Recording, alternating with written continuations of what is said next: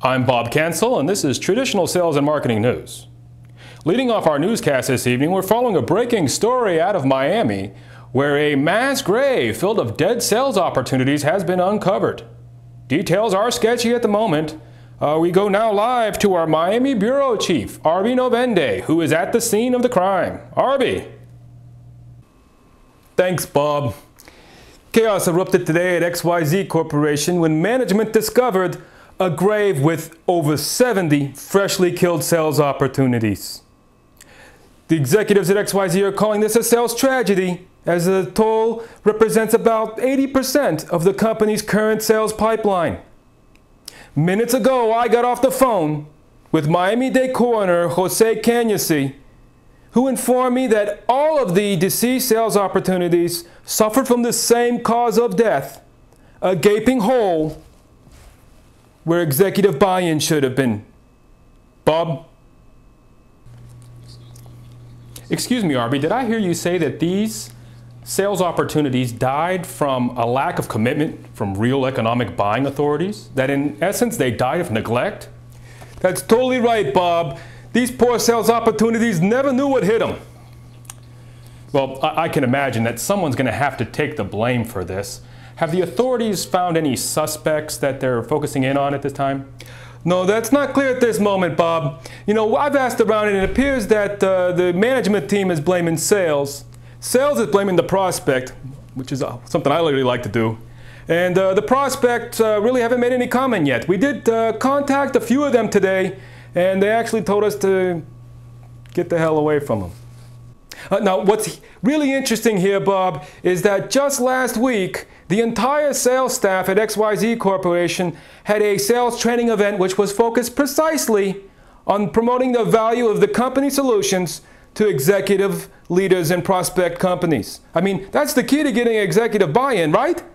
So we were kind of confused about how this could then lead to the mass execution of so many sales opportunities. We've procured a copy of the training tape, and we're going to roll it for you right now. Jimmy? Now, as you can see, this is standard traditional sales training, and there's our sales rep, and she's churning through her pitch like a pro. Arby, that prospect looks a little uncomfortable to me. Oh, that's not at all uncommon, Bob. You know, they get that way whenever they're being bombarded with valuable information, especially when they're tied to a bed in a remote mountain cabin. He doesn't look very responsive to me. That's not a problem, Bob. Now watch how our rep switches into hard sell mode. That'll get his attention. You know, when in doubt, pump up the volume, I say. I just don't see how increasing the pressure can change the mind of a top-level decision maker. Is that a sledgehammer? You bet. And booyah! Sale closed. Oh, this brings back sweet memories. Makes me wish I was carrying a bag again. Really, Arby? You'd like to go out into the field again and start selling?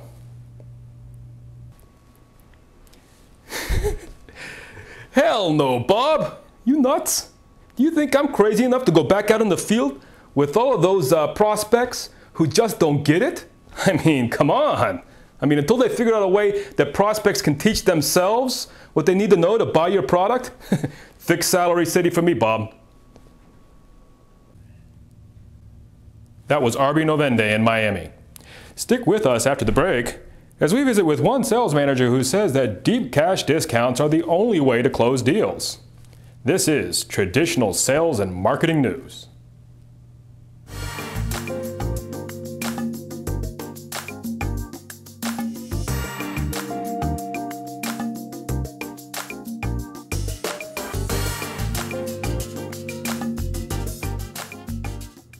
Hi, I'm Bruce Sinclair, Managing Director of Case Skills. If your company's livelihood depends on making large equipment, software, or service sales, you already know that getting real economic buying authorities to buy into the value proposition of your solution and commit to your sales process is the greatest barrier to both qualified lead generation and sales closing. That's because sales to a top executive is really a lot like dating. And in sales, like dating, you just can't tell someone to love you and expect it to happen. Although Well, that seems to be the only strategy of a lot of sales and marketing organizations today. Your prospects, just like potential mates, really have to go out and prove that to themselves. At Case Skills, we know that this can be done. In fact, as part of our portfolio of outsourced marketing and sales capabilities, we offer a solution that is completely focused on allowing real economic buying authorities to prove to themselves the value of proposed investments. Our prospect self-assessment methodologies, tools, and services are available to subscribers of our Case Builder skill. This innovative approach to influencing REBAs provides all of the benefits that effective self-learning can deliver. I would like to invite you to learn more about these and the other best practices of sales and marketing that we've developed at Case Skills.